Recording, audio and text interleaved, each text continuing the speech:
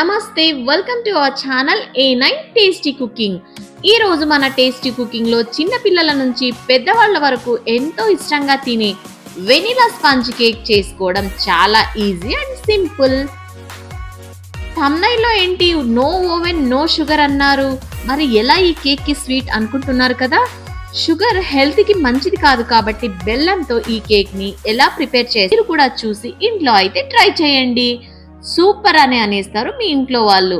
ఇంకెందుకు late, video అయితే start చేసేద్దాం. ముందుగా ఒక మిక్సీ జార్ తీసుకొని అందులోకి ఒక కప్పు ఉప్మా రవ్వ, లేకపోతే మీరు గోధుమ రవ్వ తీసుకున్నా పర్లేదండి.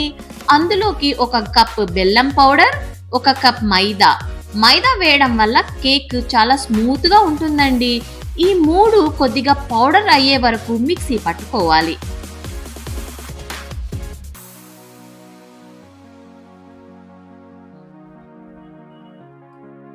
ఇప్పుడు మిక్సీ పట్టాక కొంచెం స్మూత్ గా అయితే ఉంటుంది ఈ పౌడర్.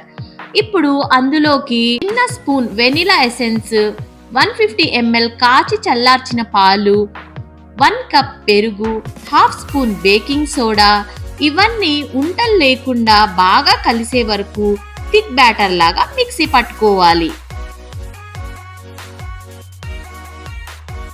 ఇప్పుడు ఒక బౌల్ తీసుకొని మిక్సీ జార్లో ఉన్న బ్యాటర్ను ఈ బౌల్లోకి వేసి ఉంటలు లేకుండా బాగా ఒకసారి కలుపుకోవాలి.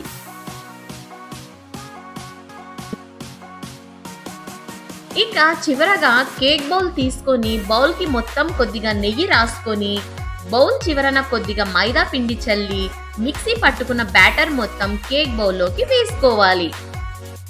ఇప్పుడు పైన బాదం, ఎండు ద్రాక్ష, కొద్దిగా డ్రై ఫ్రూట్స్ మీ దగ్గర ఏదున్నా కూడా వేసుకోవచ్చు. ఇప్పుడు స్టవ్ మీద కుక్కర్ గిన్నె పెట్టి అందులోకి ఒక చిన్న గ్లాస్ వాటర్ అయితే పోసి చిన్న స్టాండ్ పెట్టి ఈ కేక్ బౌల్ ని అందులో ఉంచి 35 నిమిషాల వరకు లో ఫ్లేమ్ మీద బేకింగ్ అయితే చేసుకోవాలి.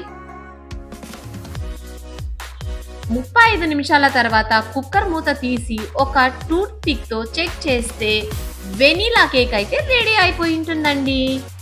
చాలా టేస్టీగా ఉంటుంది. ఇవి ఇలా చిన్నగా తీసుకొని చిన్న చిన్న పీసెస్ లాగా కట్ చేసుకొని సర్వ్ చేసుకుంటే ఎంతో టేస్టీగా ఉండే వెనీలా కేక్ అయితే రెడీ.